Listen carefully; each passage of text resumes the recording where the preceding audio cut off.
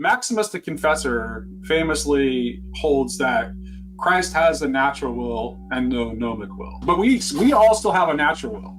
The natural will is the part of us that inevitably participates in what Tomber calls in this chapter vital elan, right?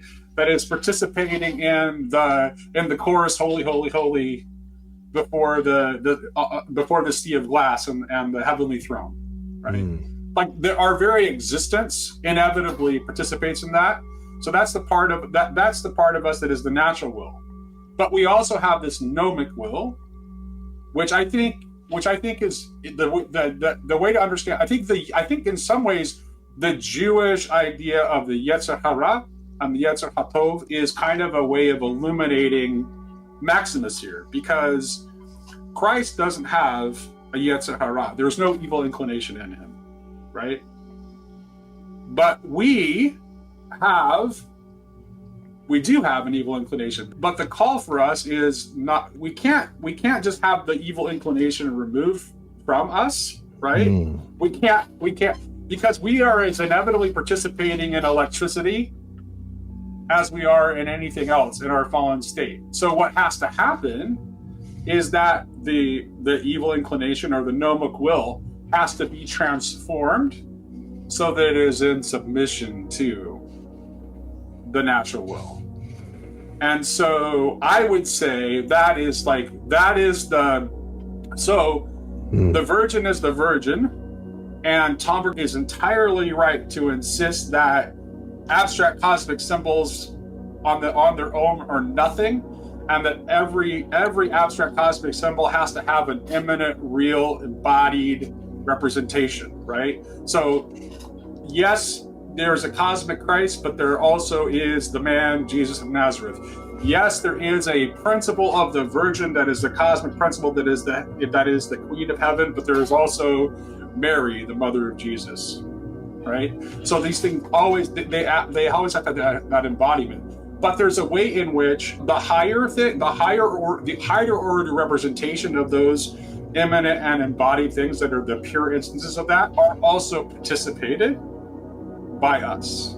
So there's a way in which, as Christians, we are called to imitate Christ, yes, but we also are called to imitate his mother, because it is in the imitation of his mother that we re-empower force within us, that is that natural will that wants to cooperate, that allows Christ to be born in us, just as it was born in our Virgin Mother. That's really great. We are called to, it is not I, but Christ in me. Okay, well, who among all is able to most fully say that? Well, obviously, the mother, for whom the phrase Christ in me is perfectly immanent, and therefore also is the perfect immanence of the principle, Christ in me. Right? So if we are called to imitate Christ, we are also called to participate in the image of Christ in me. And these co-mingle because they are inseparable in a very particular kind of way. Like there is no Jesus without Mary.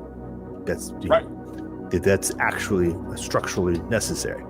There is Christ, right, without Jesus, right? There's some sort of these things are so wild. And I'll link this really quickly to Barfield's idea of participation too, because like participation is very conceptually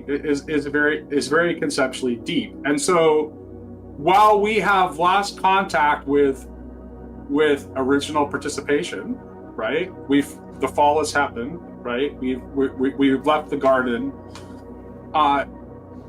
It doesn't ever completely leave, because if there was zero participation is withdrawn, but is still present. There has to be something underlying the fallen nature which can actually be redeemed.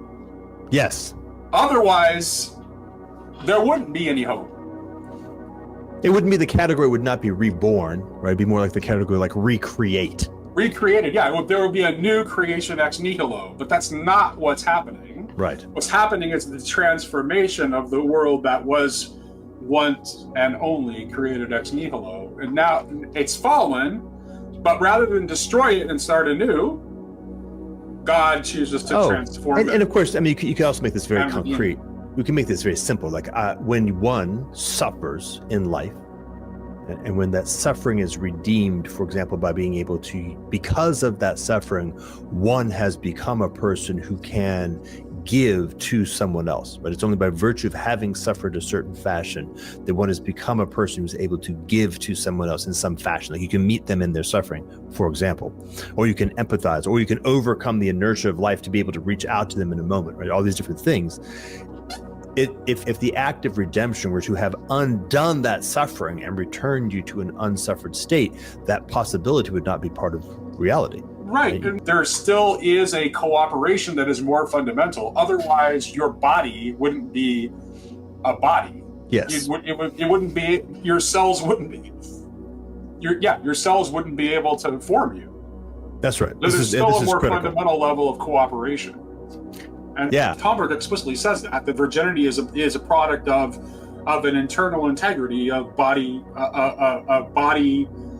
spirit, and soul. Like that's how that's how one becomes. That's how the virginal force is something that can then be transmitted through you. Is when you cease to be divided against yourself and you become unified. Christ uses the term remembrance when he's talking about the institution of the sacraments. So remembering is the regathering together of the members of you which have been separated and are at war with each other and at war with the universe, become remembered as you are remembered into Christ. This is why I kind of differ with Paul Kingsnorth on the role of technology, because I think when we just say that technology is bad and leave it at that, then we're not trying to unify the vision.